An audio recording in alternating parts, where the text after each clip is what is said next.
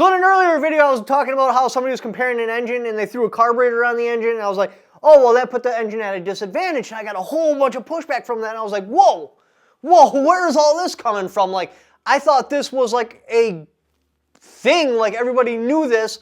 So, you know what? It's okay though, because I like to make educational videos and learning is fun. So we're gonna all have fun together. We're gonna learn about why carburetors suck compared to fuel injection. To the Jumbotron of knowledge. So this isn't about nostalgia. This isn't about simplicity. This isn't about cost. This is purely about engineering and maximum performance. Bottom line, EFI has a higher performance potential ceiling. Now, when I say performance potential ceiling, it does matter on the system. For example, if I took a Crossfire, this came in the 1984 Corvettes. I think they had like less than 200 CFM of flow. They were absolutely atrocious, and this is fuel injection. If I took this off and I put on, say, a race 650 carburetor, this engine is going to perform better. On the other side of things, if I took off this race performance EFI system and put on a 2-barrel carburetor, it's going to have less performance.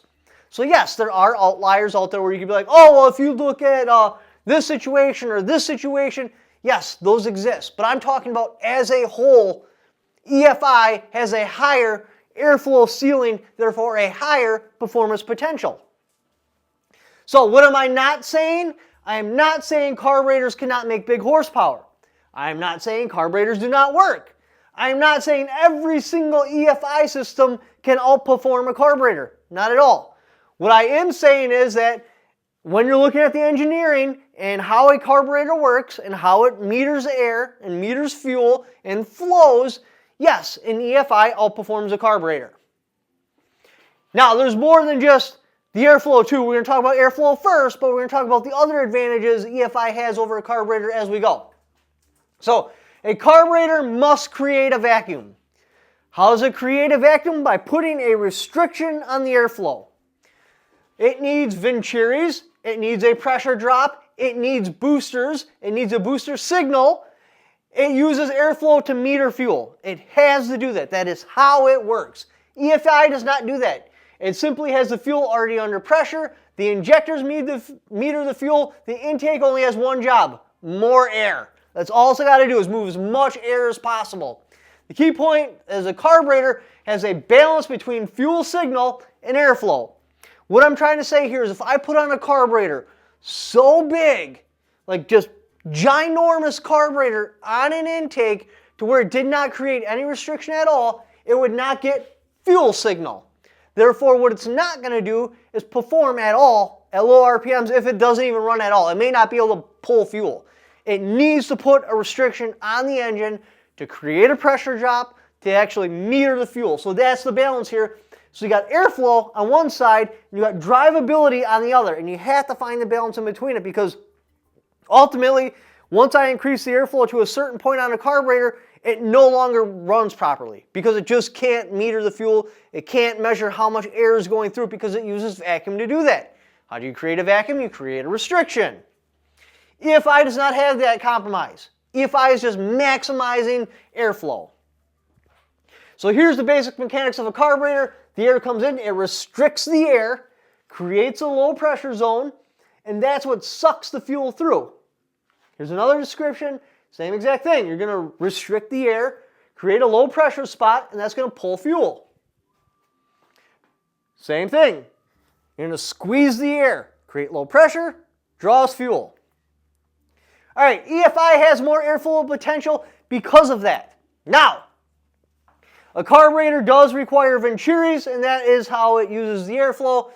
We already pretty much covered all this stuff, so I'm going to skip through it. EFI, open throttle, straight through intake, no boosters, no Venturi's. EFI has a higher airflow potential just because it doesn't need to do that. So we're going to create this magic scenario, right? All right, so this is magic. This can't really happen, but in this magic scenario it can.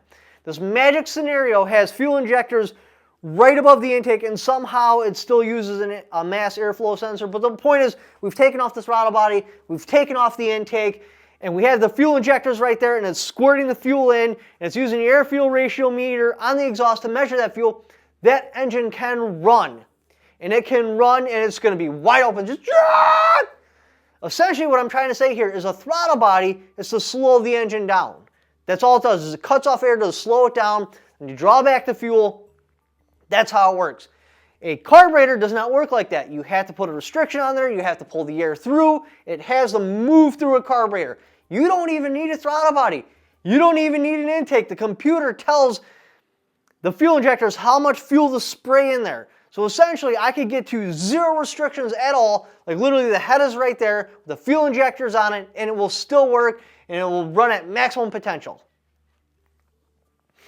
All right, the intake manifold, with a carburetor running a wet manifold, this has issues. One, depending on how hard you accelerate in that with the fuel mixed in the air, it could get heavier, and it can run the front cylinders lean, it can run the back cylinders lean. You can have what they call wet walls, where the fuel sticks to the walls, and then it starts puddling. Not ideal at all. Fuel separation in the airflow, it can, like again, it could start puddling. It all depends on the actual situation it's in. It's not good to run the fuel through there because now I have to have a compromise with my intake. With EFI, the only thing I'm trying to do is move as much air as possible. That's it. There's not fuel in the intake, so it doesn't matter about that. So what that does is I'm just looking at designing how can I move the most amount of air, and then I add the fuel in right before it goes into the cylinder. A carburetor, I have to look at, okay, I need to move the most amount of air, but I need to avoid puddling. I need to avoid wet walls. I don't want the fuel to drop out of the air-fuel mixture if it slows down too much. So how do I create an intake that can move wet air? And with fuel injection, you don't have to. So that means I can optimize the manifold with fuel injection and get better delivery per cylinder. This is a huge advantage EFI has. All things created equal. This advantage by itself, let's pretend I have a carburetor that flows the exact same amount as EFI. This is going to give me the advantage that gives me more horsepower over a carburetor. Just this one thing, the intake manifold and how it's designed differently. Now, each cylinder. The problem with the carburetor is I can only meter the fuel at where it goes in. So that means some cylinders will be rich, some cylinders will be lean. It all depends.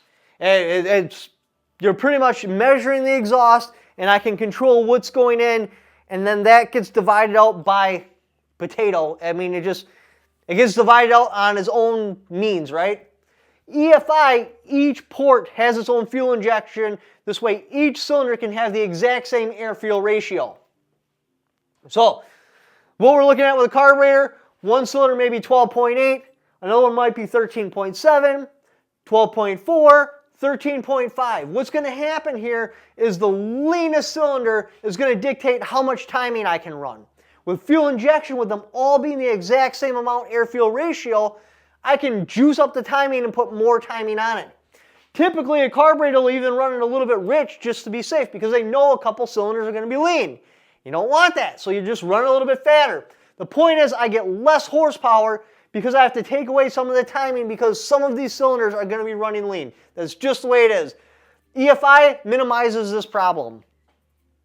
Now, so when I set a carburetor, look, there are custom carburetors. There are people that build custom carburetors. But typically when you get your carburetors out of Summit Racing, what that means is it's going to have a mechanical accelerator pump, mechanical power valve, mechanical jets, mechanical boosters. All that stuff is mechanically set. So that's what the engine is getting, what that is set for. Yes, I can change out some jets, I can move some things around, but still it is set for that particular thing. Chances are I've ordered this out of like a Summit's catalog, and it is the way it is, and that's the way it's going to run, and I set the idle air mixture, and we just go with it. Unless it's bogging or stumbling, I don't touch a thing. That's just the way it is. It's a general, this is what I got, and it's going to fit for all these engines. With EFI, you use the sensors, the TPS, the MAP, the mass airflow sensor, all that, and it adjusts the ignition time. Well, I shouldn't say that. We'll take ignition timing off the table. It adjusts how much air-fuel ratio it gets for that particular engine at that particular time, at 3:30 in the morning with this temperature, with this much humidity. Because essentially, Mother Nature does not care. As things change, the air-fuel ratio on an EFI changes with it because it automatically adjusts this stuff. So you can have consistent performance. Carburetor, as temperature changes, humidity, altitude, all that stuff changes. You need to be changing stuff out of the carburetor or adjusting it, otherwise your performance goes down. When I get on the dynos right here, when I get on the track is right here, unless I'm adjusting it on the fly as I go. And let's be real, nobody's doing that shit. Unless you are racing in brackets for like tenths of a second, all that stuff comes off the table. Next awesome thing about EFI is it loves forced induction. With carburetors, when you're sucking through or you're blowing through, it runs into a problem. Ideally with a carburetor, you want suck through, but now that's going to create a problem with your vacuum secondaries. Because a carburetor, your primaries open up, boom! Intake vacuum drops down to 0, and as it starts building up vacuum, while your secondaries creep open, adding in the air you need to keep the engine running at maximum performance.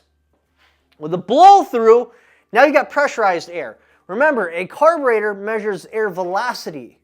It has no idea what's going on with air density. So if I'm running more air in a smaller spot, it's measuring this much velocity, so it's throwing in this much fuel, but that's not the case. Because the air is more denser, there's actually more air going through.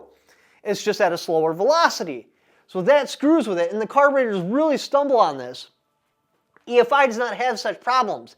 EFI loves boost. It's easy to scale, better knock control, easier to tune. EFI is the way to go if you want to run boost. Again, now I could buy a supercharger carburetor that's a suck through and I'd be just fine on a roots blower.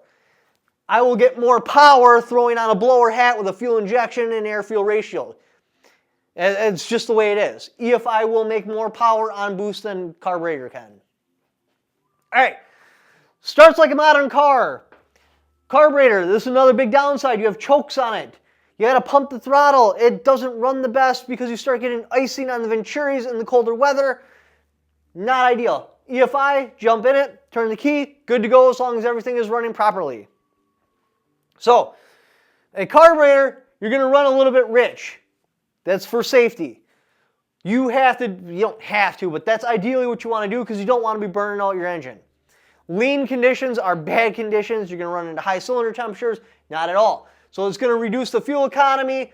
EFI, you burn what you need. It's a closed loop control. Your old two sensors give feedback. You're going to get a better fuel mileage just because it's going to give the actual air-fuel ratio that you need. It's not going to be slightly rich just for safety. So, what am I saying here? These big engine performers, yes, they can make big power with carburetors, and I think that's the big misunderstanding here. It's not that you can't make big power with carburetors. You absolutely can. They've proven this.